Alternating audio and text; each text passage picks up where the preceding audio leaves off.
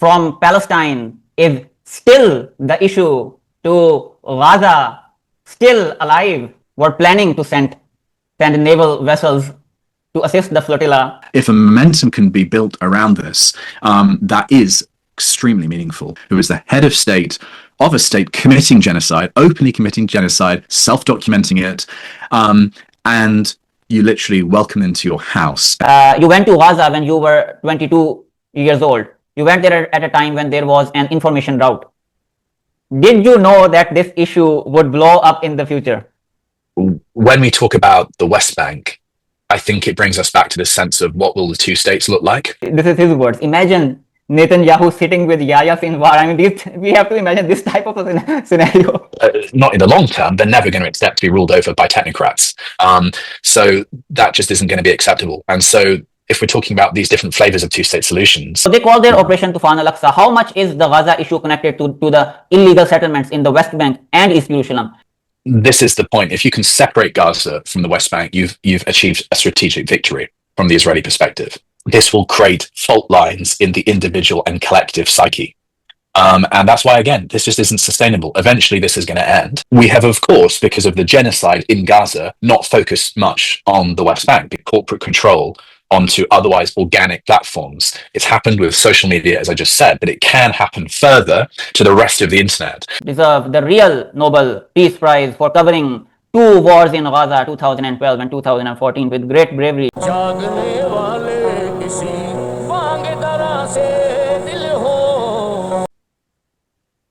From the centuries-old Palestinian history to the 21st century, from the sacred house to Jerusalem, from the first Nakba to the genocide in Gaza, from Palestine is still the issue to Gaza, still alive, and from the great John Pilger to the one and only and the great Harry Fear. It's an honor having you again, sir. Assalamu alaikum, and how are you? Alaikum salam. Alhamdulillah. Alhamdulillah. It's a strange time to be alive. Yeah. You have to pinch yourself daily, but alhamdulillah. Yeah, a lot has been going on, this Israel-Palestine conflict, almost 2 years now since this genocide. And, I'm looking forward to covering a lot of things today with you. And I have the questions prepared, so I'll just start it. My first question is on the recent events on the global Sumud Flotilla. The flotilla has come under drone attacks. Recently, Italy and Spain were planning to send naval vessels to assist the flotilla. How significant is this step? I don't think that they carried on with it. And what is the current situation regarding this flotilla? I think it's really important digging into some of the details around this, because when Italy and then Spain, or was it the other way around, announced they'd be sending some kind of asset, obviously part of your eyes light up because you think, okay, finally there's a confrontation, there's someone actually using their power to do something. What the something would have been is the gray zone for us to interrogate. So in hindsight, we can see now that these ships from Italy, Spain, Turkey, and the Turkish drones probably turned back when the flotilla ships, vessels, got close to Palestinian territorial waters. We could say they scuppered at the last minute and they cowered it out. I think that was the initial feeling when we sort of saw them withdraw, and then we saw all of the GSF vessels intercepted, so-called, by the Israelis. However, on a little bit deeper, more timely reflection, I felt that actually perhaps they had played a part, because not only are they collecting evidence of seizure if they were in the area, so collecting evidence of breaches of international humanitarian law, but actually it's possible that their presence stopped Israel taking a more aggressive stance. That is to say that I'm sure that there was some thuggery, especially with the seizure of the veterans vessel, which got particularly close to Gaza. I have no doubt that there will be, this is my prediction, but I have no doubt that there will be a story or two from that vessel particularly of perhaps some rough handling. However, broadly speaking, it seems that Israel was on better behavior than obviously massacring people in 2010. And we saw the reports of the flares, for example, dropped on some of the vessels, and they had to be repaired and all the rest of it. So I think probably the presence of the ships did have an effect.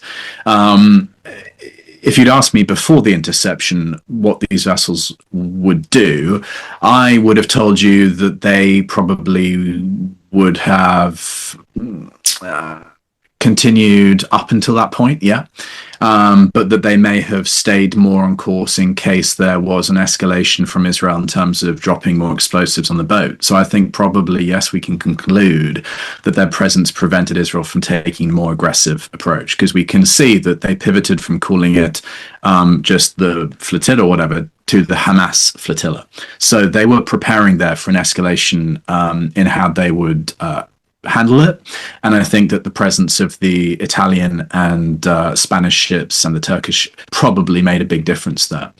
Secondly, it's worth noting that this isn't a one-off, because we had the previous interceptions or the efforts in June. Now we've had this effort in September into October, and there are still some vessels in the water headed towards Gaza now. If a momentum can be built around this, that is extremely meaningful. And Mohammed Shihada, the Palestinian Gazan analyst, pointed out that very previously Israel had actually let flotillas or vessels enter Gaza. It was only when it sort of turned into a PR glitch for them did they take this very aggressive approach. So it's worth really digging into this. I think the other really important front of the flotilla is the response to the interception. And so I happened to be in Italy when there were demonstrations in Naples and Rome. And we're now seeing this meaningful response in Italy to say that if you intercept these vessels, if you break international law, you don't stand up to Israel, because the Italians haven't even recognized the Palestinian state at the time of recording. Yeah, the Italians haven't recognized. Then we will shut down the country. And unfortunately, this is one of the only levers that we have. If the government isn't going to respond to opinion polls, isn't going to respond to any kind of moral or ethical instinct, then the only and they indeed outlaw and prescribe direct action to prevent complicity, then the only option is are these measures like general strikes. So we'll see what happens in Italy. We'll see what is the response of the Italians. Of course, they will be under pressure not to do anything as much as possible, because you don't want to create the sense of momentum in that direction. But yes, all eyes are on the flotilla, all eyes are on Gaza, but also all eyes are on these European countries where there is a chance that these levers may move. Israel's already intervened and intercepted and has already started deporting some of them at the time of recording. That is unfortunately a flow that we know all too well. I think the operational security this time on the GSF was exemplary. I think the strategy was exemplary. And I think one of the other things I didn't mention that is worth mentioning is that this did penetrate the news cycle. Even the BBC couldn't really escape putting this in the news agenda. And if you spark in people a sense of, oh, there is a possibility to non-violently resist, there is a possibility to confront, and there are heroes among us. If you start inspiring these kinds of messages, those are the sorts of things that can snowball. Yeah, next question is that, is the Israeli Prime Minister Benjamin Netanyahu prolonging the war only for his political survival? In this context, can a sustainable ceasefire in Gaza or permanent ceasefire be somewhat tied to Israel's next elections? With the recent advancement, Trump-Gaza peace plan, this is recently going on. The goal seems to be disarming Gaza to not allow it to blow up in the future for the bigger Palestinian cause, and I'm referring to West Bank and East Jerusalem, illegal Israeli settlements. And so, what are your thoughts on that? Well, I think it's worth saying that Netanyahu can go for another term in 2026.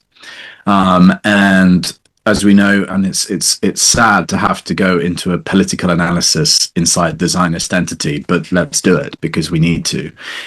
He will want to stay in power as long as possible. And if he can create a success image for the Israeli public, which it looks like he may be able to do, then it's possible he will go for that term.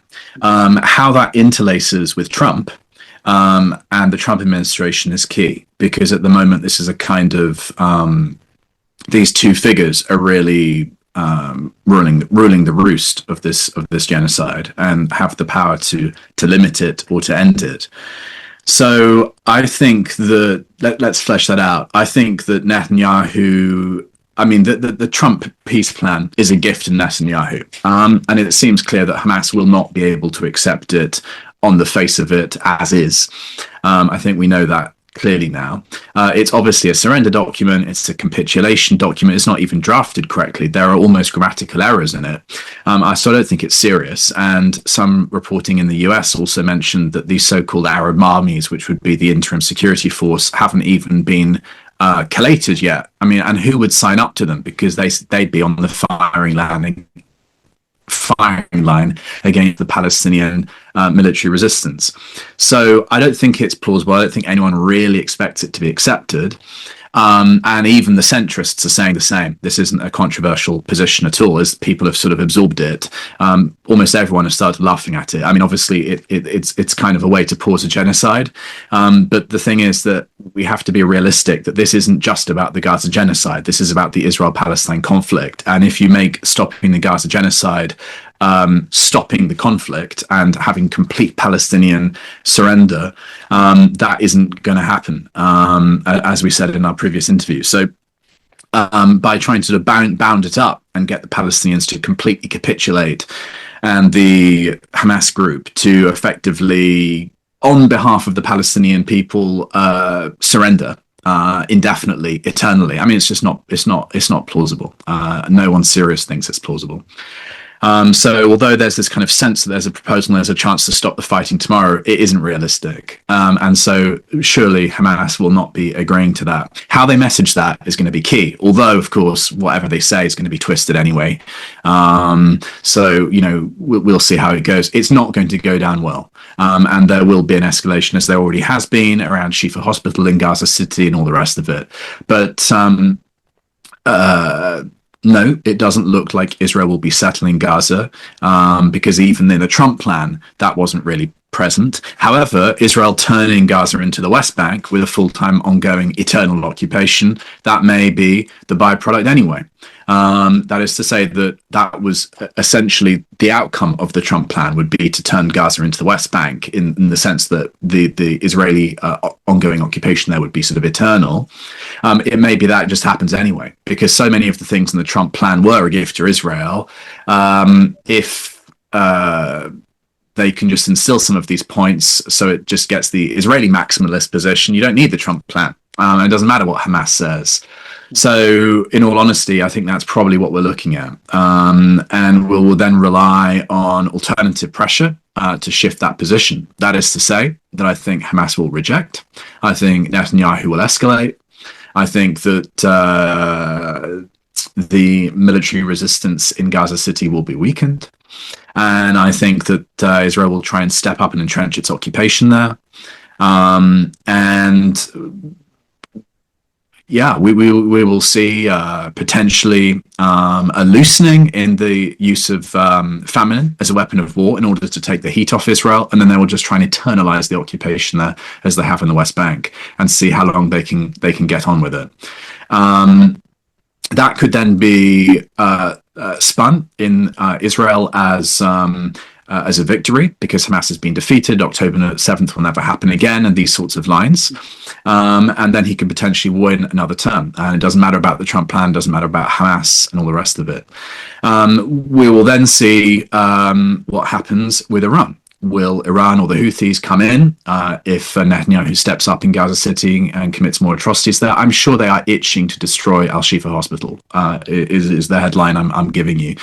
I'm sure they're itching to destroy that. And we've seen in this last 48 hours the use of gas grenades in Gaza City to get the pregnant and elderly, those otherwise unable to move, to displace themselves out of Gaza City into the south. So we will see atrocities there. I have no doubt about that. So I think that's what we're looking at here. So no, I don't think they're going to get a capitulation signature. I think they will try and entrench and double down. They will run it for as long as they can, and they will spin it to try and get an election win. This is on the Israeli side. Yeah, we are seeing that Hamas is, not willing to surrender the what they are saying, completely disarming them. But there was a sense of this temporary ceasefire thing, which has been going on for quite some time. I think in August 18th, Hamas actually agreed to that, right? And even in the Doha attacks, those were also linked to a temporary ceasefire. And so there are these elements of, and I'll ask you that today, listen, that Putin also talked about that it depends on what are these international forces that they are talking about. So what are these international forces? Can they, even without disarming Hamas, there can be a temporary nature of ceasefire that can start with, this humanitarian aid starting and all these type of things? The thing is that this is the sad reality, I have to tell you, is that the instinct of people like you and me in communities like those that you and I grew up in is that war is bad, and that killing is bad, and that ceasefires are good, and that peace is good. However, there are people in this world who don't believe in those things. For them, war is not bad. War is advancement of territorial gain, is advancement of strategic aims. And so actually this idea that everyone wants a ceasefire is obviously just the joke. Israel doesn't want a ceasefire. It's not Netanyahu's sons who are dying. And so there's no incentive for a ceasefire at this moment. There just isn't. In terms of the international force, I think I already addressed that I don't think you're going to get Arab states to sign up for that. You can't get the UN to send a peacekeeping force in unless Israel agrees to it, which they won't, because Israel would rather have the IDF there than UN peacekeepers from Lebanon or France or whatever. And so that's really the only option. You could try and escalate with the Gaza humanitarian front and have more contractors there, but I don't think that is likely to hold, because Israel's paid such a price by having that humanitarian front and the US military contractors there already. I don't think they will go for that. If they want to perpetualize the occupation, they will go for quieter and quieter means to try and get themselves out of the news, to the extent which they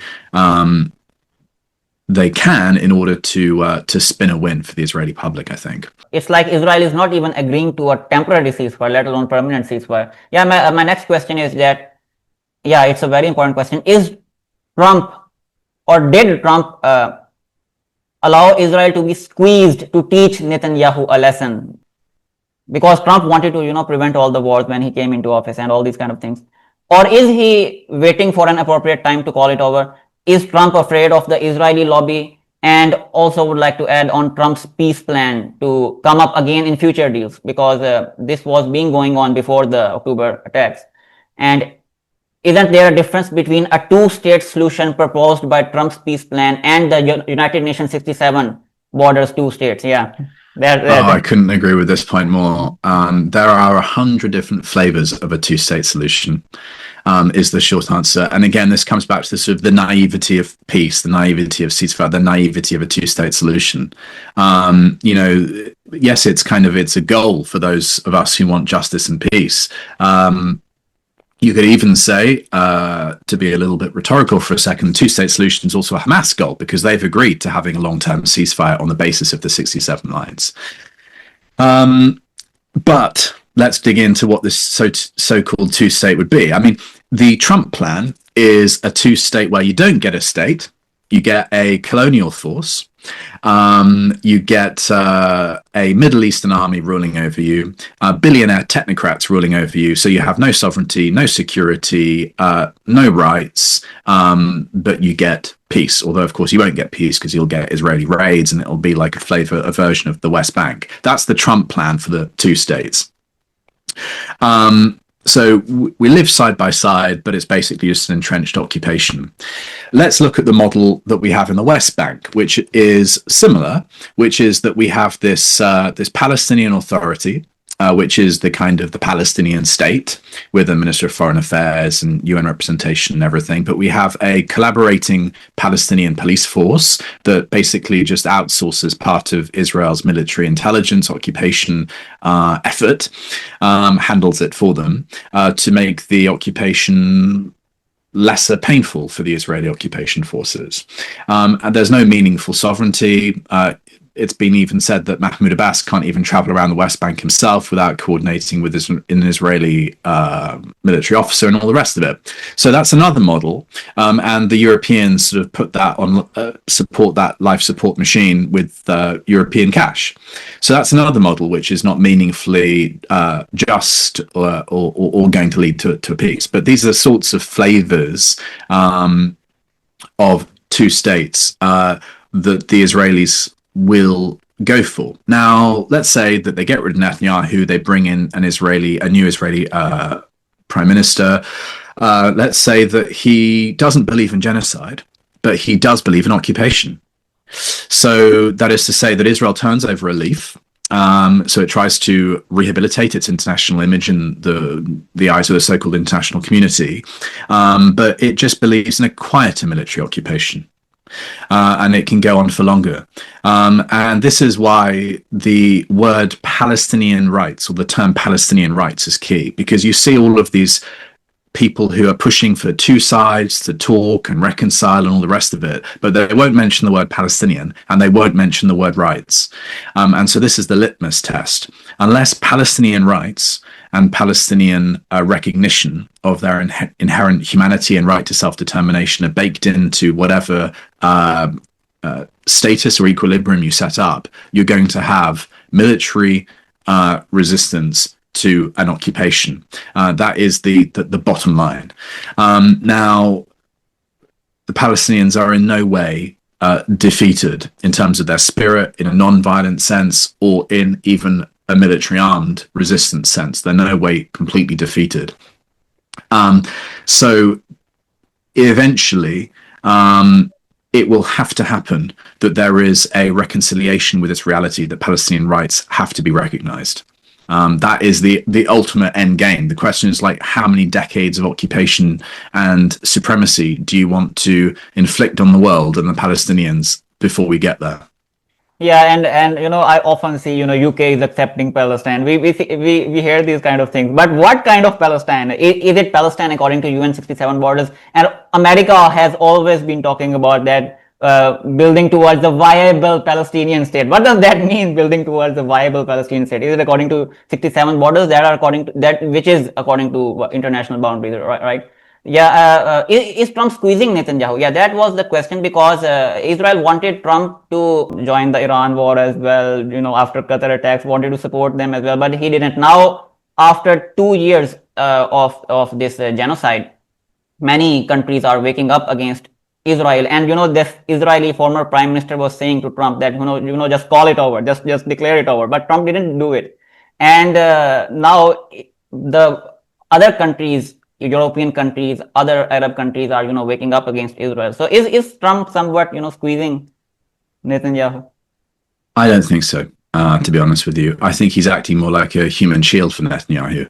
I think that, we don't really know what goes on in these relationships at the top echelon of the world. We don't know whether there's some sort of blackmail material that Netanyahu has on Trump. It's plausible. If you saw that press conference where he announced his eternal peace plan, to me, it looked, just reading the body language, that Trump was the weaker party and that Netanyahu looked quite delighted. That's just based on, 30 seconds of reading the video. It could just be poker face. Who knows? But it's definitely a proposal that helps the Israeli side.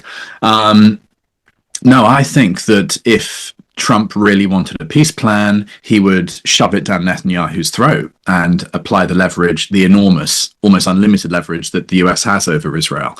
Yeah, and Israeli lobbies, also have a main influence, APAC and all these kind of things. Trump is afraid of Israeli lobby, right? And the same in the UK. There's an enormous number of politicians of all the different colours that are basically friends of Israel. And they just don't seem to understand that this is an occupying force, an apartheid state committing genocide. They still think it's our ally, so we'll go over on an Israeli-sponsored trip and all the rest of it. They just haven't understood the real nature of the conflict. And I think when we later in this interview talk about steps that could be taken, I think it's worth saying that at some point you have to say, well, hello, my ally or my friend is committing genocide, and we have to reframe our relationship with. Yeah, next question is, the UN International Commission of Inquiry under the Human Rights Council has declared this a genocide now. ICJ is an arm of United Nations, and Professor Norman Finkelstein continuously looks at what ICJ is saying. Will ICJ follow suit after this? Well, Finkelstein's done amazing work on both of those courts. He's written a book about this. He delved deeply into the health and independence of these organizations when no one else was sensitive to them, and looking at whether there's a stitch up there. So he's an expert on that. What I want to say about that topic is, because I follow, if you like, the world through the UK lens as a UK voting citizen, we had Herzog in the UK. This is the president of Israel, somewhat ceremonial, come to the UK on a visit ahead of Palestinian recognition by the UK. And many people felt this guy should be arrested because he said that they're all complicit in Gaza. There's no innocence. It's a whole society that's behind October the 7th terrorist attack, and therefore we're going to go for all of them. And so that is at least incitement to genocide, and as a head of state, although he may not have sort of governing power, people say, well, he should at least be interrogated about it. Instead, we saw him welcomed in, handshakes and all the rest, smiles and all the rest of it, which speaks to where we are at in terms of genocide convention, complicity, criminal liability, and how the European allies, Israel's friends, may or may not show increasing sensitivity to the Genocide Convention and their own complicity. So what we've seen is, just a few weeks ago, the UK literally shaking hands. And their justification is what? Their justification is we don't give up on diplomacy. In other words, we're working hard to talk to the Israelis again to try and get an end to the genocide, rather than let's arrest these people, sort of defund them, stop arming them, and isolate them so that they feel some actual power. So it's amazing PR to use this line, we haven't given up on diplomacy. So you've got someone who's complicit in inciting genocide, who is the head of a state committing genocide, openly committing genocide, self-documenting it, and you literally welcome them to your house and say that this is diplomacy. So it's taking us all for idiots. So in that atmosphere, the UK has not taken a strong line on the legitimacy of these bodies. And unfortunately, unless countries do take a strong line on these bodies will issue arrest warrants and they won't be very meaningful. And so, again, all eyes are on these European countries and their sensitivity to these legal questions. Now, the kind of the silver lining to all of this is that these countries have often signed up to these conventions, and they do have their own internal legal mechanisms and pressures that make the office holders that they ultimately should be sensitive to these questions. I think the UK is taking a very liberal approach to this. It's taken groups to court to say, no, it's not genocide. No, we don't have evidence of war crimes, and this sort of stance. No, we haven't given up on diplomacy, and this sort of stance. But I think we will start to see the cogs moving on this, and we'll start to see that they're ever sensitive to it. I'll give you an example. You'll see Declassified UK have been tracking they've been tracking the overflights over Gaza, which the UK says are there to help hostage recovery. And I mean, most of the hostages have been killed by Israel by this point. So, I mean, no one believes that. But obviously they are sensitive to this issue of complicity, because what have they done? They've now outsourced it to US contractors doing the flights for them. And of course, the US has said that, they'll basically bomb The Hague before any US head of state is dragged there. So that's where we're at with those sorts of measures. What we will see with the, for example, domestic situation in the UK, as I mentioned, most of these Labour politicians seem to be friends of Israel. But what we'll see, the cogs turning, the Labour conference is over, but the Labour membership want recognition of genocide. They want proper measures taken from the Labour government to stop this supporting of Israel. So we may see, of course, the Labour government will resist that as much as possible, as long as possible. But if we start to see, for example, the Unison trade union in the UK, if we start to see them say, we're going to defund Labour, we may start to see some movement on that in the UK. We may start to see more of a receptivity to the Genocide Convention, and it may be that we get clearer stances from, for example, the UK about, no, Netanyahu couldn't come here because he would be arrested if he did. Yeah, Declassified UK is doing tremendous work. And another thing to see is that these controversial judges getting into the top ranks, like Julius Sabatinda, these type of things, which needs to be looked at. And next question is on your historical memory and your connection with Gaza. I mean, it has been almost 13 years now. You went to Gaza when you were 22 years old. You went there at a time when there was an information drought. Did you know that this issue would blow up in the future? Yeah. Did you anticipate it? Yeah, I guess we did, because you can't imprison people for a decade or now 2 decades and expect it not to blow up. I mean, when I went there, Vittorio Arrigoni had been killed by sort of ISIS-like militants in Gaza.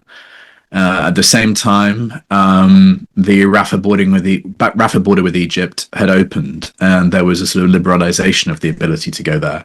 And I just felt like, we can't just accept that all international solidarity is starved because one person has been killed. We have to show a little bit of courage and continue going. And for me, that was the documentary video thing. That's what my Palestinian friends said to do. For me, I can't forget being there during the first war that I witnessed myself in November 2012. And we saw, this is just an anecdote really, but we saw the ceasefire come that ended that sort of 7-8 day war, and we saw the celebrations in the streets, and you see some Palestinians celebrating, and you see other Palestinians not angry at the celebration, I don't want to exaggerate it, but mourning the celebrations, because although yes, there's a ceasefire and the resistance hasn't been defeated, they would say we've just lost tens of civilians, and let's bury the dead before we start celebrating. And I think that witnessing on my part just added to the sense of momentum and urgency of things. We'd seen the 2010 Flotilla and the massacre on it. That's personally when my energy and passion blew up for the Israel-Palestine issue. And then going to Gaza, and that sense, let's do everything we can to try and make this stop. And I did the talking tour, and I had the 6 steps of what we can do. And it's an ongoing international solidarity movement. Was it going to end like this? Yeah, I mean, I think we learned in the UK specifically, again, with Brexit, Boris, and COVID, that things often have to get worse before that they can snap back and get better. You know, Brexit, we weakened our currency, we weakened our economy, we weakened our social mobility, we weakened our international connectedness. Everyone thought that we were a joke. We then literally elected a joke, and They wanted to tackle immigration, but they let 2 million people in.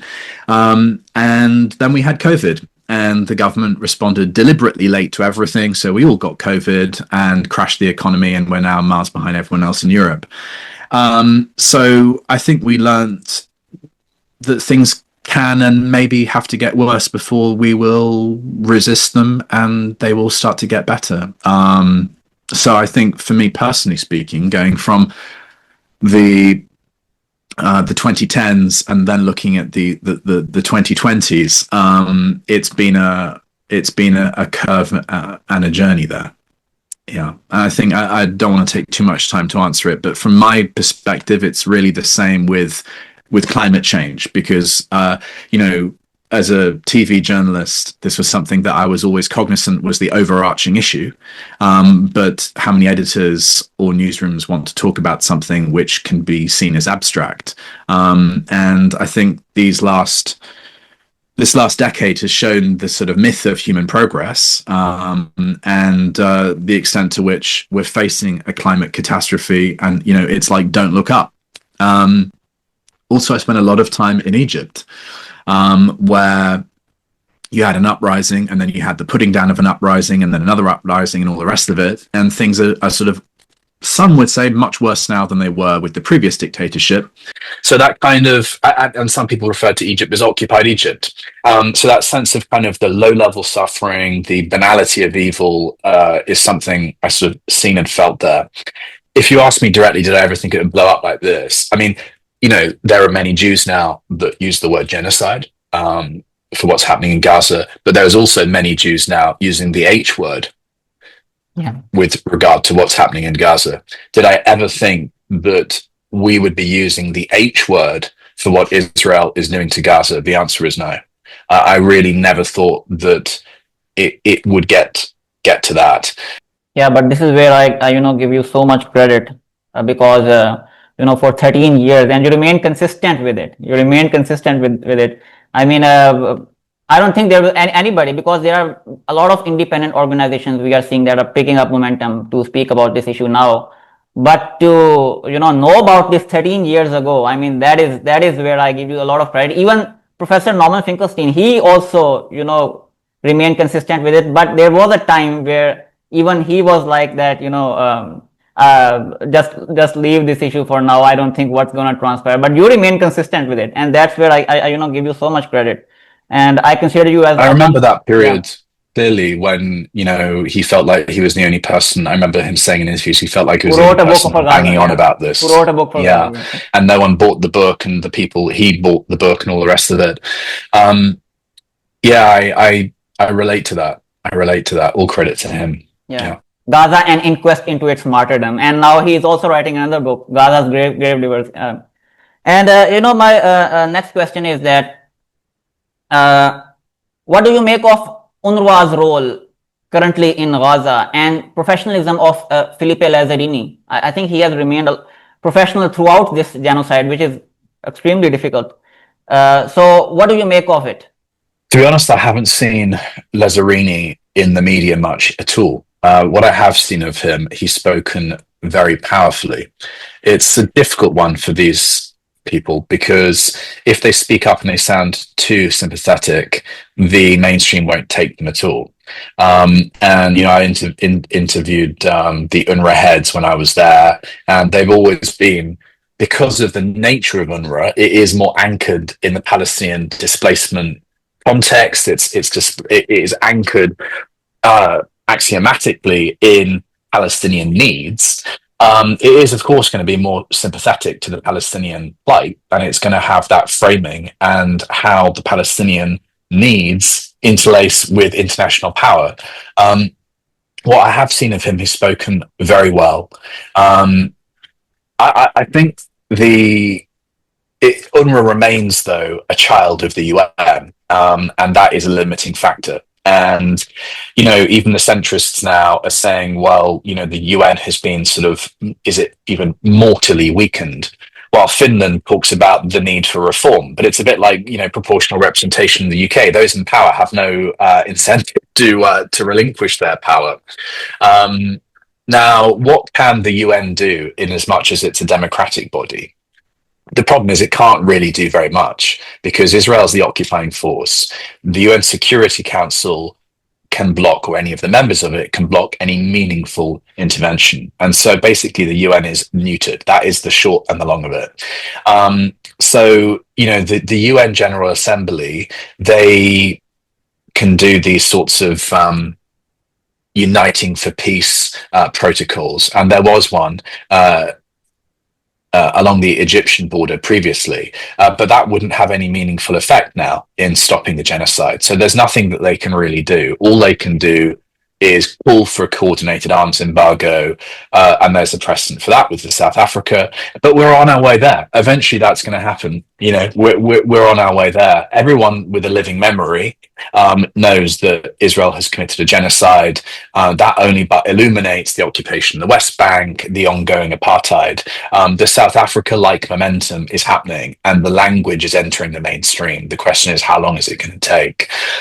So they could even freeze Israel out from the General Assembly, and I've even heard that talked about as well. These things were not being talked about, let's say, last year or the previous year. So all of that momentum is happening. Israel has effectively delegitimized itself in the eyes of everyone in the world apart from Donald Trump. And eventually these European democracies will be receptive to general strikes, protest, and disobedience. And so it's happening is the shorthand. The question is, how long is it going to take? Yeah, I give UNRWA a lot of credit, especially Felipe Lazzarini, because bombing their schools, they bombed everything, and even on aid they started weaponizing. Israel was trying to put pressure using this, GHF or whatever it's called, but they remained consistent, and they said, no, we will deal with this aid thing. And I really liked his professionalism throughout this. Yeah, next question. Yeah, he spoke up for that international humanitarian tier and those organizations powerfully. I as I mentioned earlier, I wonder to what extent when things settle, in whichever extent that they settle, whether the Europeans will say, look, you're going to have to reinstate UNRWA, otherwise we're going to have to take more meaningful steps. And whether that, because Israel has managed to advance on that is to say, get UNRWA out to an extent, whether or not that is something that they will concede in order to try to eternalize the occupation. Yeah. Next question, again, very important question. Do you think Israel is getting squeezed every day due to their ongoing atrocities in the entire region? Egypt has recently also started to increase in militarization in northern Sinai due to fear of Palestinians in Gaza getting displaced into Egypt. How significant is this, and what is the Yemen's role? How do you see Yemen's role in support of Gaza? How significant is it? The shipping lanes, they block the shipping lanes, and they also send their drones to say that they are doing it because to end the genocide in Gaza.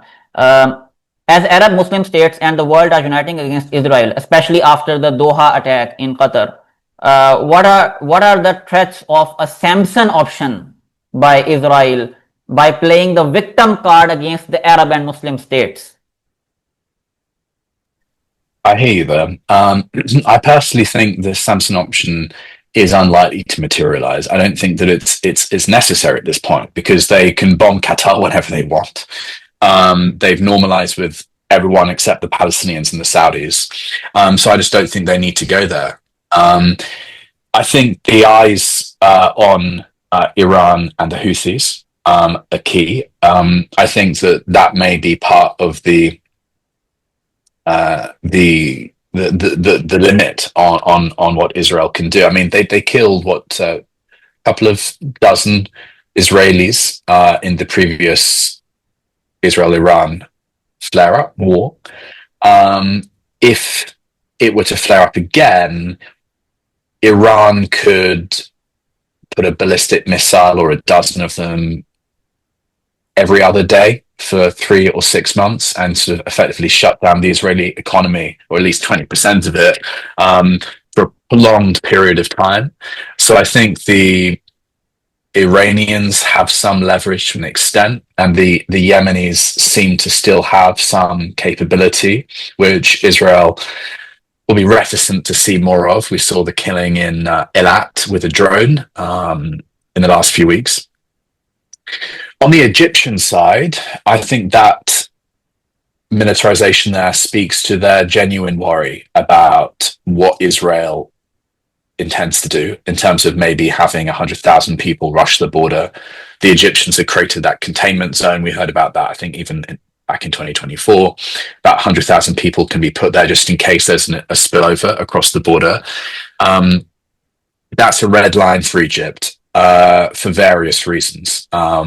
They don't want to see a single Palestinian really displaced into the Sinai.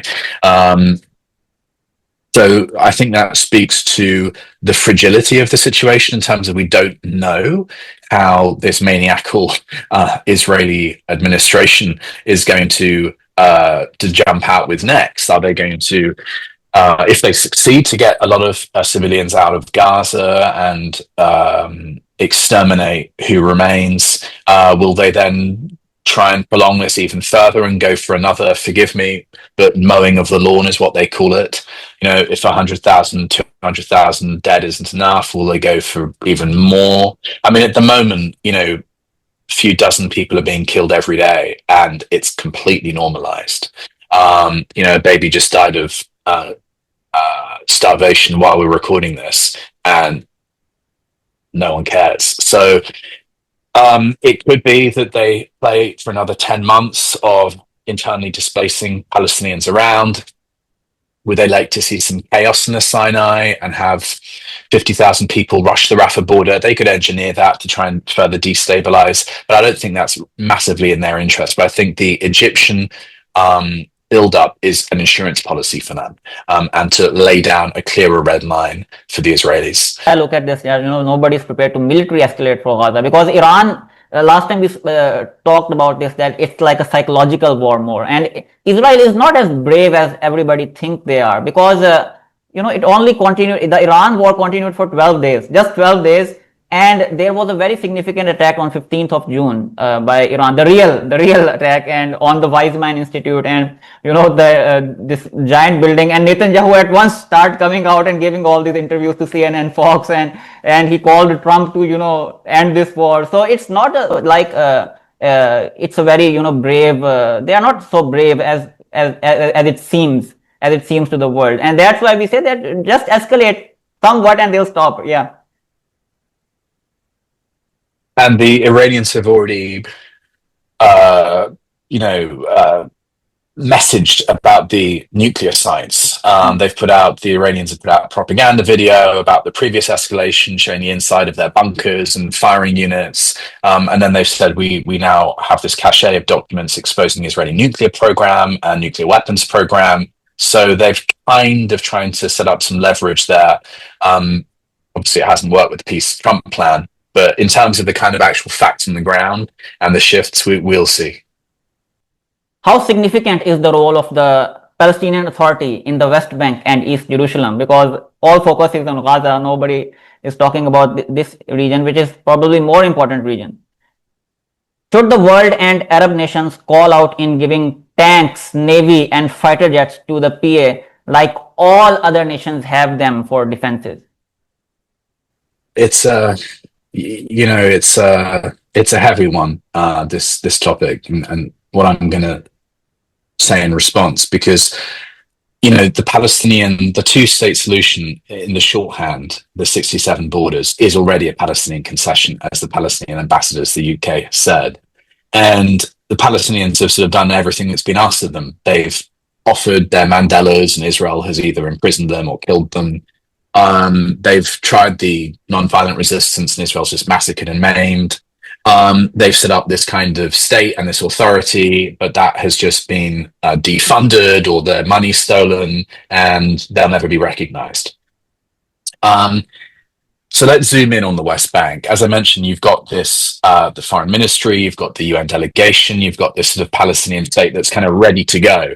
But Israel, the occupying power, the real only power between the Jordan River and the Mediterranean Sea, doesn't recognize it and will never recognize it.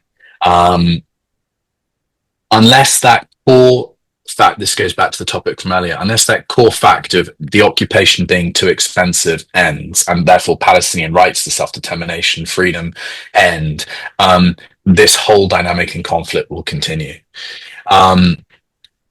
When we talk about the West Bank, I think it brings us back to this sense of what will the two states look like. I honestly think that we're now getting to a sense where the momentum towards a rights-based outcome rather than a two-state outcome is shifting. And I think that if we look at this whole, we recognize a Palestinian state thing. I mean, a lot of people, if you stop on the street, they will literally laugh and they'll say, well, what state? Because it looks like it's been turned into a car park. So I think that in many ways, this will actually be a kind of shooting in the foot, this recognition of the Palestinian state, because although it was I think in many ways a cynical attempt to do something symbolic instead of doing something meaningful, I think that it may actually sort of backfire, because in the absence of doing anything meaningful, people will think, well, they're just not doing anything. And therefore people will be more motivated to resist. So we talked about the Europeans and the Italians and general strikes and demonstrations and disobedience earlier. And their calls will not be, we must set up an embassy in Ramallah. Their calls will be respect Palestinian rights. And so I think that I think, I mean, this is not, I'm not calling for this, I'm just analyzing it. I actually think that we are now getting to a precipice point where we will see more and more people talking about a rights-based outcome. And that means almost certainly a one-state solution. I'm not calling for it. I honestly, I mean, we talked about Norman Finkelstein earlier, the professor, God bless him. And, you know, when I was a young activist, just almost fresh out of my teens, I attended his talks around this issue, two state, one state, looking at the maps, looking at the conflict and all the rest of it. He's been on a journey. It would be great to stop the killing. It would be great to get a just resolution. I personally don't see how Israel will accept a neighboring Palestinian state. I think a imposed one state is more likely at this point than an imposed two state, imposed from the outside, I mean. But that's just me making a prediction based on analyzing the public mood and the kind of messages and reactions we're seeing to the atrocities. Yeah, and I've been, tracking this a lot as well, and Professor Norman Finkelstein as well. And one state, he says if we are talking about a one-state solution, right now the situation is 7 million Arab Muslims and 7 million Jews. Yeah, that's the dynamics too. That's why this whole genocide is so significant at the moment, and ethnic cleansing as well. And the other thing to keep in check is he said that if we are talking about a one-state solution, this is his words. Imagine Netanyahu sitting with Yahya Sinwar. I mean, we have to imagine this type of a scenario. And I think it's very difficult. I think that it is plausible to see. I want to kind of push back against myself. I think it is plausible to see Israel withdraw from all of the settlements. It's already done that in Gaza. I think that is plausible. I don't think that is the obstacle to the two-state solution. I think that the issue is that Israel, its political echelons, its establishment will never accept a Palestinian neighboring state. I think that's one of the main limitations to that. I remember in a Norman Finkelstein talk or interview, I don't remember if it was with me or with someone else, but he talked about 50 years was his phrase, I remember. That the one-state solution will take another 50 years to get to, rather than the two-state solution, which is the international legal basis for ending the conflict. And I understand and agree and sympathize with this sensitivity that there are people I think he talked about Bethlehem now, who are suffering under the occupation. If only we could get Israel to withdraw to 67, then some of their suffering and dignity would be alleviated and restored respectively. But I think that the roots of the conflict, which have been exacerbated by the genocide and the supremacism has been exposed, that will cause a response that's deeper than the two states is able to to handle. And that's why I think that actually a deeper resolution will come as a result of this deeper horror. Yeah. I think, earlier we talked about 100 flavors of the two-state solution, but I never really drew out any examples of what they could be. And this is the thing I think is worth saying, explaining to people, that you could have a Palestinian second state that would be allowed to have an army, but it wouldn't be allowed to have nuclear power. It wouldn't be allowed to have meaningful economies. It would always be under the boot of Israel, effectively. Israel would be allowed still some access. There would be defense agreements, memorandum of understanding, where Israel could do whatever it wanted. It wouldn't be meaningfully sovereign. And the thing about the Palestinians and the Israeli Jews, as people characterize it, is that they are two great people. And if only they could meaningfully live in peace, you'd have two great people in a great region doing great things. And Palestinians are not going to accept to have their greatness limited under an Israeli boot, even if it's a small, nice leather boot, a nice two-state solution, but you can't have this, you can't have that, you're not meaningfully sovereign, you're not meaningfully independent. That is not going to be accepted, I don't think. And therefore, this Trump plan, where it talks about Arab armies, it's basically racist, isn't it? Because it's like, well, in this part of the world, unless you're Jewish, you don't get a democracy. You get a non-democratic, off-the-shelf option with Blair ruling over you. All of these partners that Trump has managed to get to sort of agree to this plan, be that the UAE or whatever, they're not democracies. They're not democracies. And Palestinians will not accept that. It has to be remembered, because in Palestinian culture, they just won't accept that. They do want democracy. And so they're not going to accept to be ruled over by, not in the long term, they're never going to accept to be ruled over by technocrats. So that just isn't going to be acceptable. And so if we're talking about these different flavors of two-state solutions, they're not going to accept less than what Israel has, really meaningfully, I don't think. Even if Israel possesses, for example, best in the world foreign intelligence services, in terms of the kind of the basic mechanics of a state, the basic mechanics of sovereignty, even if Israel has a better chip industry, better foreign intelligence, it has nuclear weapons that the Palestinians don't have, they're never going to accept the in-principle differences. And I think that is where these flavors of a fake two-state solution lie. And Yeah, I wanted to ask that West Bank and East Jerusalem, we should say it together, because the thing is, Trump recently said that he will not allow Netanyahu to annex the West Bank. But I was just reading that Hamas called their operation Tufan Al-Aqsa, when October attacks took place. Before those October attacks, and you were covering it as well in 2021, the eviction in Sheikh Jarrah and the ethnic cleansing in East Jerusalem areas, all these things were going on. After that, this escalated, and not many talk about this. Usually people say that they just did it to end the occupation, but it was actually connected somewhat to West Bank and East Jerusalem as well, this ethnic cleansing. So they call their operation Tufan Al-Aqsa. How much is the Gaza issue connected to the illegal settlements in the West Bank and East Jerusalem? Will the Gaza issue be used to provoke East Jerusalem and the Aqsa compound? Will dark powers in Israel and the USA try to turn it into a religious war? this is the thing, and the Trump plan succeeds to not only get Palestinians to surrender, but to separate Gaza as an entity from the West Bank. So in the West Bank, although you have this collaborating pseudo-Palestinian state, in Gaza they proposed not an extension of it, but actually a separate, different collaborating regime, which would cause this disintegration between the two parts of the internationally recognized Palestinian territories. So this is the point. If you can separate Gaza from the West Bank, you've achieved a strategic victory from the Israeli perspective.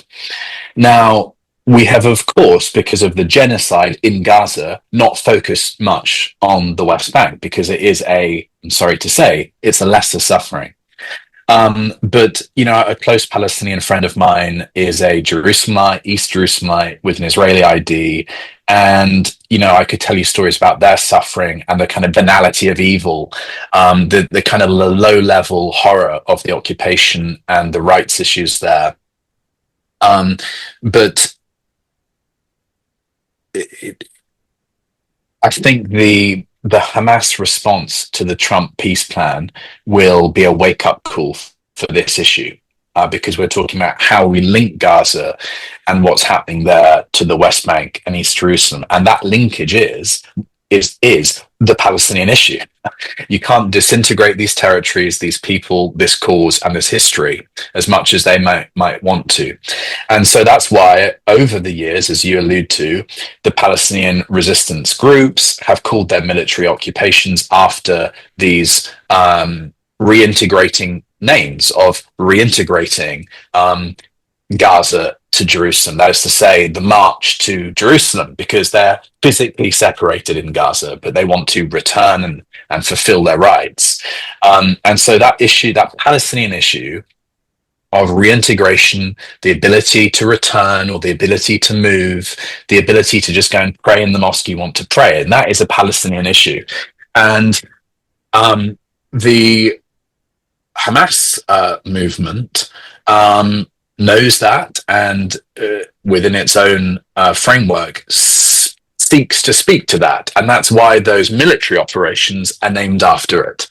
So that's the framework that finds itself in, and that's why that they're not going to accept the Trump proposal to siphon off Gaza to Tony Blair, because the Palestinian issue is deeper than that. And by the way, it's not just Hamas that's saying that we can't or won't be able to accept the Trump deal as is. It's also the other Palestinian groups, because you can't pretend that Hamas, the Israelis again have managed to essentialize Israel-Palestine to Gaza, and they've managed to essentialize all Palestinian groups to Hamas.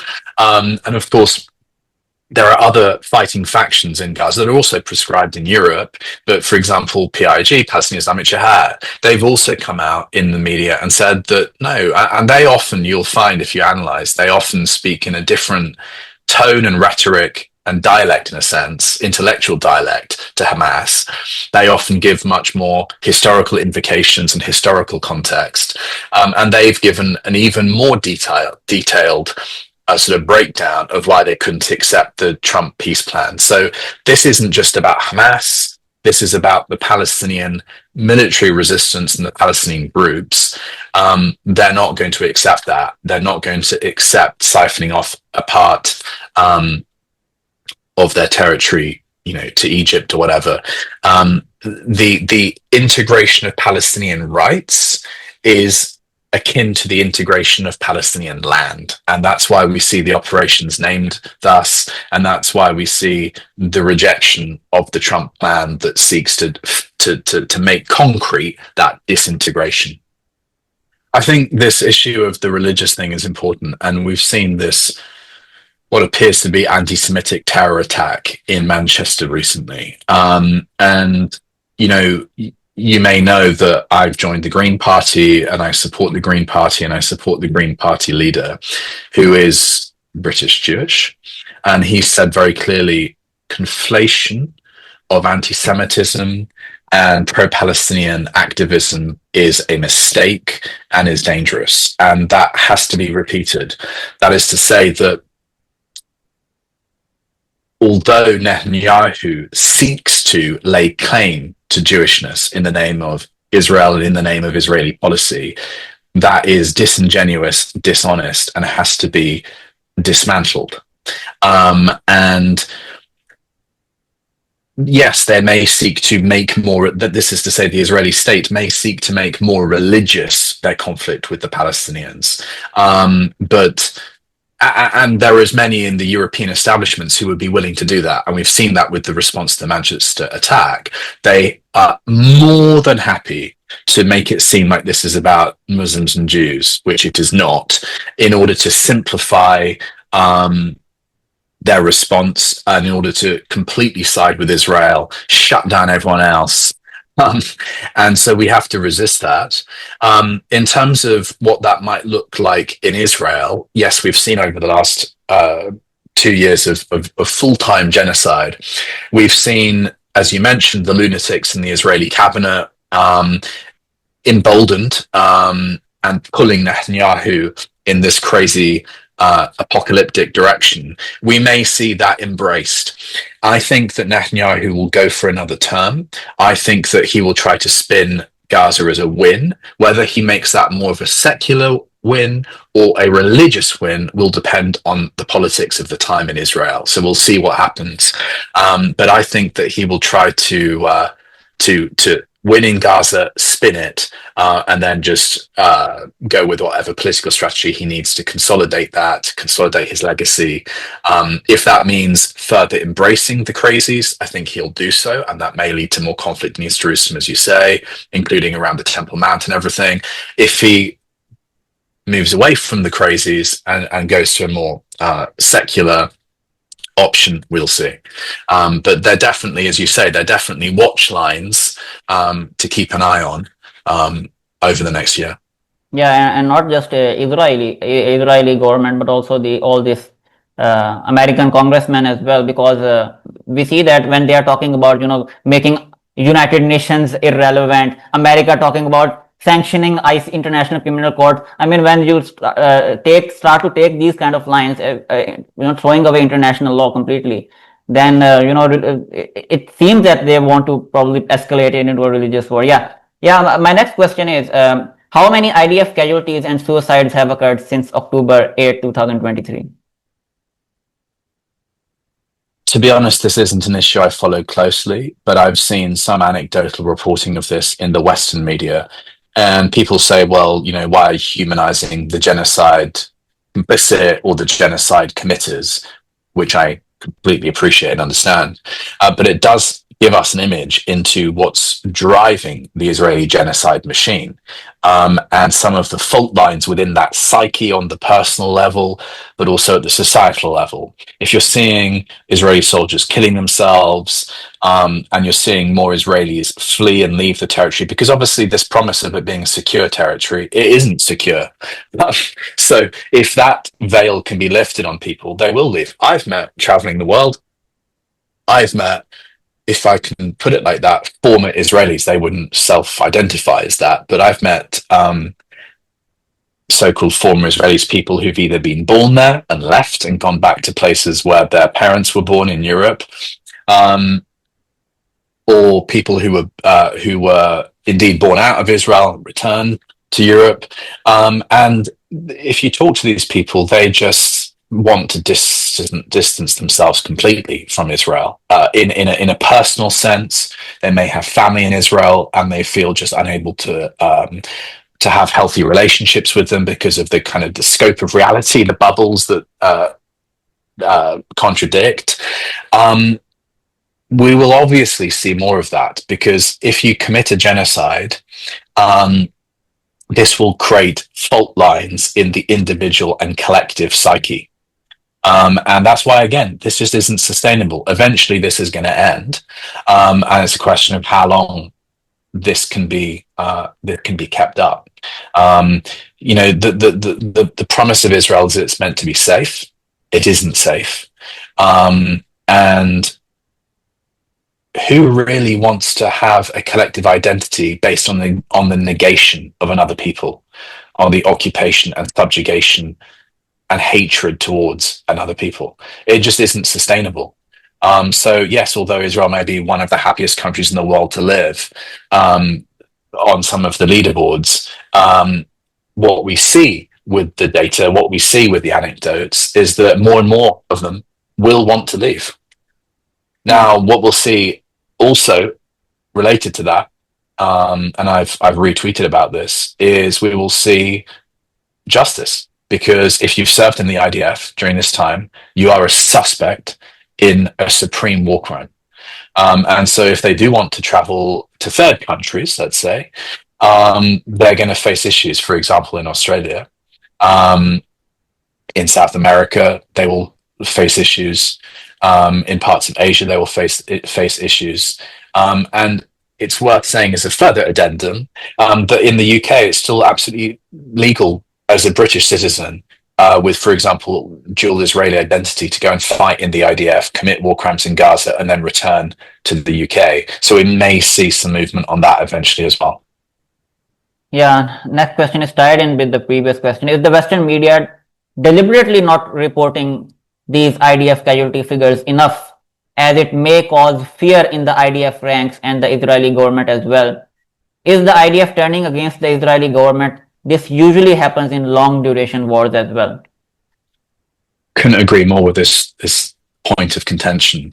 I mean, the Western media do report some of these figures, but whether or not they are underreported is another question, because I mean the Israeli military censor is rigorous. Yeah, I mean, if you've seen, and of course there's always cracks in this with the hitting of the Mossad building during the escalation with Iran, but the way that they treated the independent journalist who filmed the Mossad building being hit, I don't know if you saw, but he was detained and deported and treated as a terrorist, basically. When CNN did the same, because it's ordinarily a friendly outlet, they were treated in a different way. But no, I think this issue is really important. And there's a really good documentary that viewers may want to check up on about the Israeli intelligence and military heads who are realists in terms of how you use power and what the effects will be. Yeah. And they don't want to do this genocide, not on moral grounds, but they don't want to do it on strategic or tactical grounds. And I'm surprised that we haven't seen more sort of resistance from the Israeli military to the political echelon. I mean, obviously we've seen the defense minister change and all the rest of it, but I'm surprised we haven't seen more. They're quite vocal at the moment, given the dynamic of power. I don't think the military voices or the intel voices would be able to bring down Netanyahu or anything, based on what we perceive today. Yeah. Next question is that on independent media, how big a game changer has social media and independent media been on the Gaza issue? I think this is a good topic to end on, because we talked about my journey and my experiences in Egypt and Palestine and international activism and all these sorts of things. There's the world as we hope it to become, and there's the world as we observe it being. I think my experience in 2012 was seeing the momentum and seeing the growing awareness of the Palestinian issue. And then we had those years that we alluded to with talking about Finkelstein, with the kind of the lull and the kind of the death of the issue. And then we saw the Palestinian uprising in Gaza with the March of Return, which in a sense Finkelstein had suggested when he had suggested to me in 2013 or 2012 about having 1 million Palestinians walking to the apartheid wall with a hammer. So the world as we hope it versus the world as we perceive it. I think a lot of this interview we've talked about the world as we perceive it rather than the world as we hope it. But in talking about Palestinian rights as the core litmus test, that's the world as we hope it. Because as I said earlier, yourself and myself, we believe in universality and peace and justice. That's the world that we're all pushing towards. When I did my TEDx talks in the 2010s, that was again the world as we hoped it, and we saw social media, to answer that question, as something that could help us uncover the truth, to empower ourselves, to collectively organize, and to resist entrenched established power. What we've seen with social media is that the traditional forms of power have largely been able to mirror the existing stranglehold they have over parliaments and the media onto social media. And so although, yes, of course, there is a sense of free expression and connectivity and organization online behind the Arab Spring and all the rest of it, what we're seeing is Trump stooges buying out TikTok to try to control and stamp out the last bit of free speech that's pro-Palestinian on the internet in the US. So it's that censorship of these platforms, the shadow banning, and all the rest of it, that we see that independent voices end up being they exist online, but they're more connected in niches in the terms of peer-to-peer than they are in terms of the original promise of organic reach and organic growth. So in a sense, this is an enormous topic, but we're a world away from where we were in 2013 when I gave the TEDx talk about the power of social media and citizen journalism. So I think that's one framework to sort of quantitatively look at that issue of how social media has played a role and where it's at in terms of power. But then it's also worth saying that social media, in the extent that it has existed and happen now, has been a massively liberating resource, even in its censored form. It's allowed us all to see what's happening. It's been vital in connecting people, making new connections between people who, in the West, for example, who don't have friends in Palestine, who now do. And these days, everyone is a citizen journalist. These labels and these spectra have completely changed now. The question is, who isn't an influencer these days, you see? Although I think a final third point to make is that a lot of the footage we see that is certainly on the TV screens, which I think does reach wide audiences, is often still the media in Gaza. It is the camera operators in Gaza, the ones who are still left, recording the professional footage. I think it's worth hat-tipping at minimum to them to acknowledge that work. And I say that as someone who has, Palestinian acquaintances in Gaza who I've worked with professionally, including on the Gaza Still Alive documentary, who are sort of among the world's best camera operators in terms of creativity and resilience and intelligence and all the rest of it, who are just incredible to work with. And Gaza, again, and this speaks to the issue I raised earlier about the best of us in the Palestinians and the Jews. The Palestinian cameramen are really the best of us in terms of these creative eyes, and so it's worth mentioning them as well as the social media avalanche. But even if we didn't have social media, I think therefore we would still have a sense that the genocide is happening. But the social media has made, from the consuming end, that is to say us outside of the territory, even the traditional media that report the genocide are on social media. So we're seeing the genocide through the traditional media on social media, through independents and Palestinians on social media. They're not mutually exclusive, but it's worth also acknowledging the work of professional Palestinian journalists and camera operators as well. But I want to add another final point on that, which is that none of us are built for witnessing a genocide. None of us are built for being in a genocide, obviously. But it's a topic that's worth acknowledging, which is that, the powers in the world that are content with war and genocide, and we talked about this earlier, they're also content with grinding us all down with with televising the genocide. And we're not built as humans to live in a world where we can tune in to a live stream of a genocide and be unable to really do anything. And the mental health and the spiritual effects of this are worth acknowledging. It's not about us, it's about stopping the genocide. But as humans that believe in universality, it's worth acknowledging that we are literally caught up in the Gaza genocide and its suffering because we see it on our retinas and it affects us.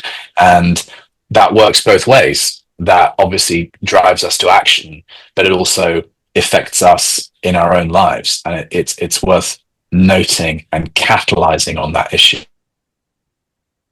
Yeah, and that's why they had to kill over 200 Palestinian journalists because since this October attacks happened, all these people did terrific work in waking up the world on the genocide. Also, activist groups like Code Pink, especially your documentaries, all those helped in blowing up this situation for the bigger Palestinian cause, and so that's why they had to kill over 200. This is the first time that the world has seen over 200 journalists had to be killed because of their significant work on this. Yeah.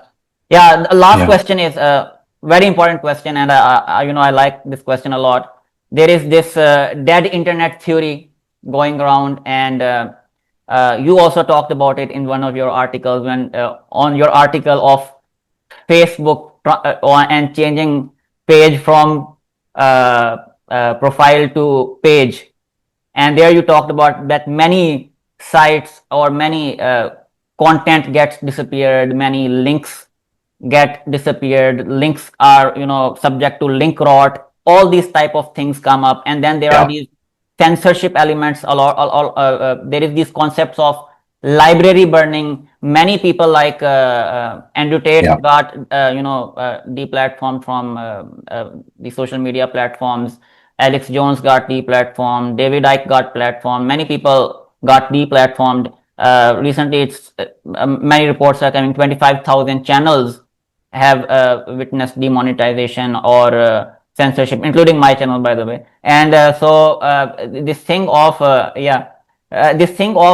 censorship, and how do we see the future of social media in terms of this internet? And I wanted to ask you that will different regions will have their own social media platforms in the future? Yeah.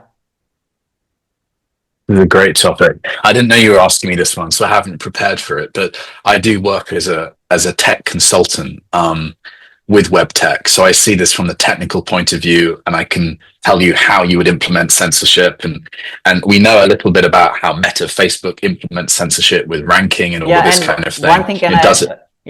Sorry to interrupt. Both of us belong to the millennials. We are the Generation Y. So we have seen how internet has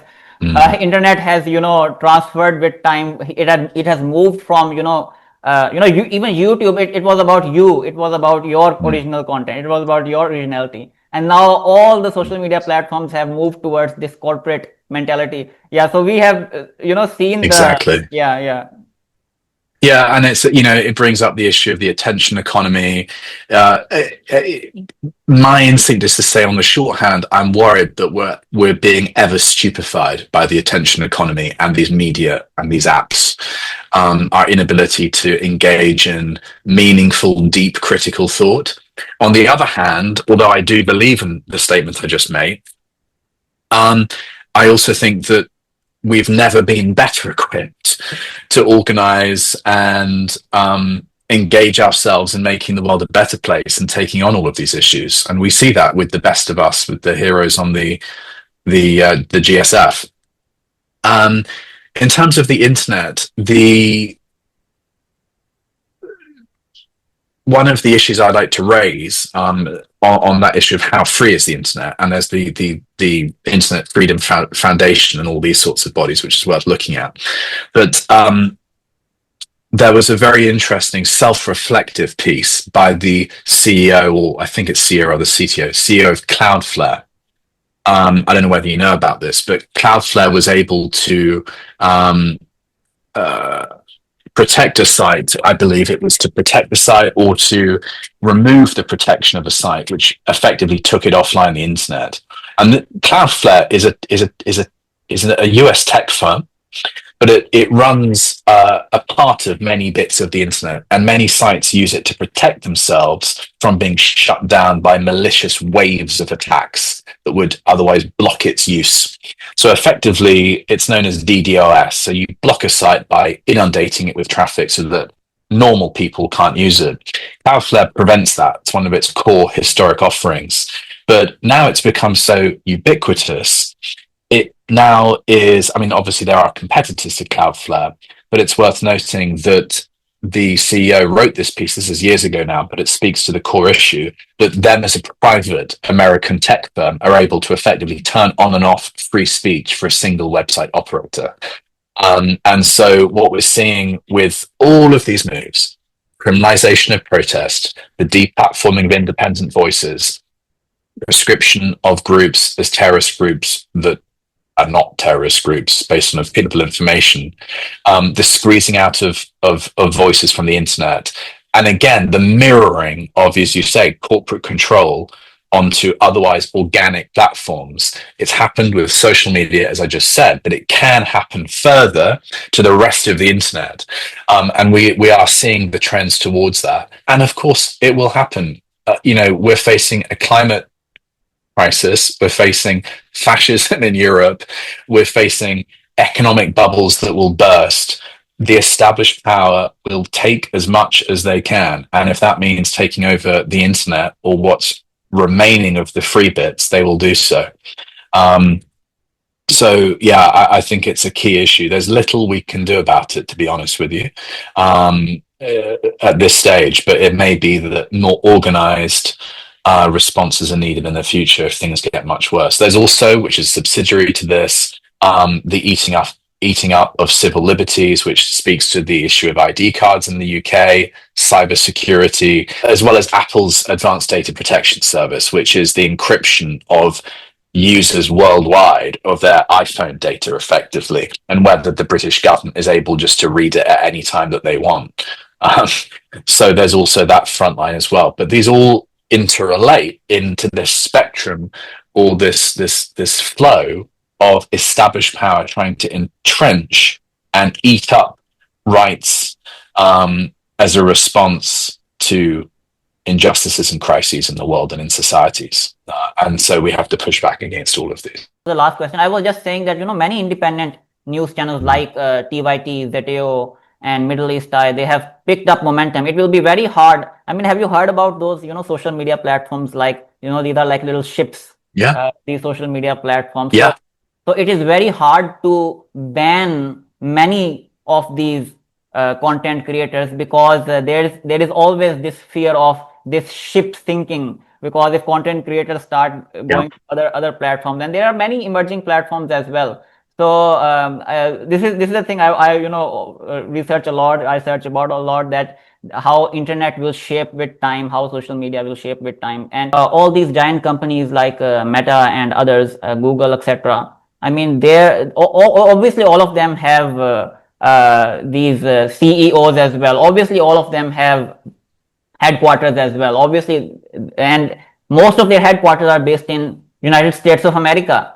So that's why my question was tied in, probably in the atmosphere of political polarization. There may be, probably social media platforms across all regions. Yeah.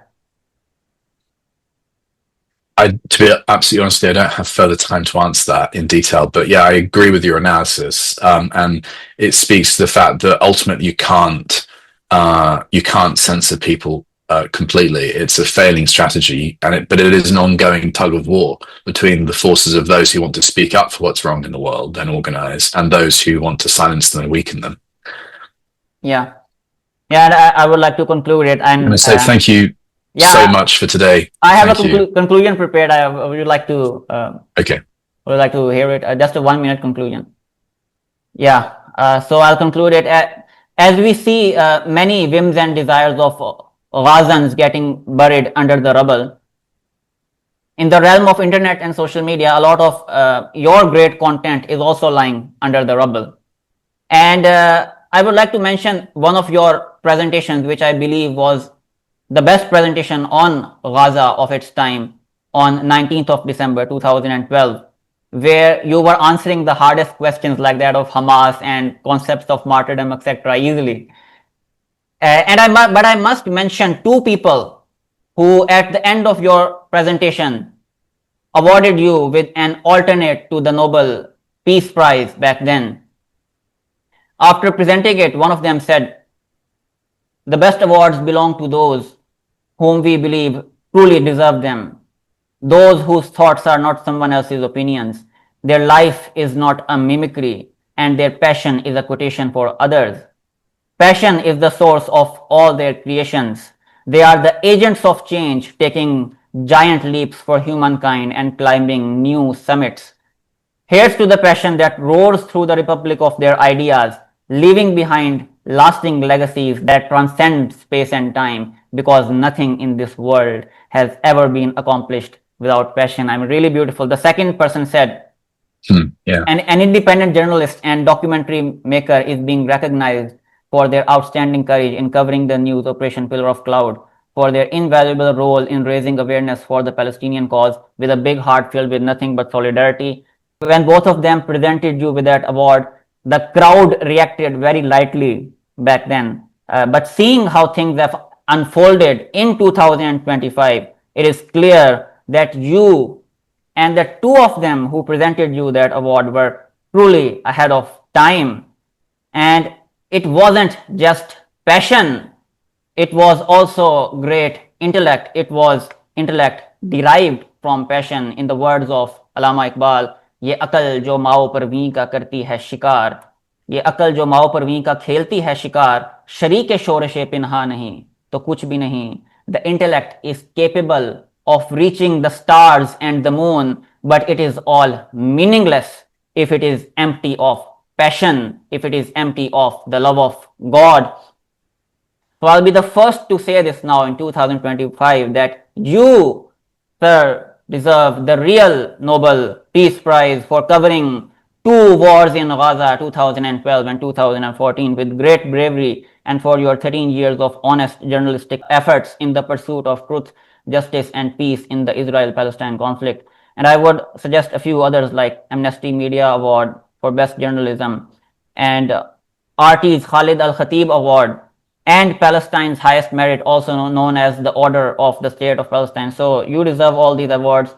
I'll also say that it's a shame that Nobel Peace Prizes are losing their value, especially when we see convicted criminals like Netanyahu suggesting these to those like Trump. This prize will only regain its worth when it is awarded to true advocates of peace like yourself, Norman Finkelstein and Francesca Albanese.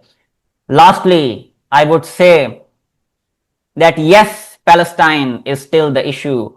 Yes, Gaza is still alive. And I believe Gaza will rise, Palestine will rise, and in the words of Francesca Albanese, Gaza will lead the way for all other nations who also suffered at the hands of colonialism, oppression, and injustice. It has been a pleasure, sir, once again. Amen. And thank you for the honor. And you've got a better memory than me. And thank you again for the honor, and thank you for the time. And John Pilger, may he rest in peace too. Yeah. So thanks a lot for your time, and Assalamu alaikum. Walaikum salam.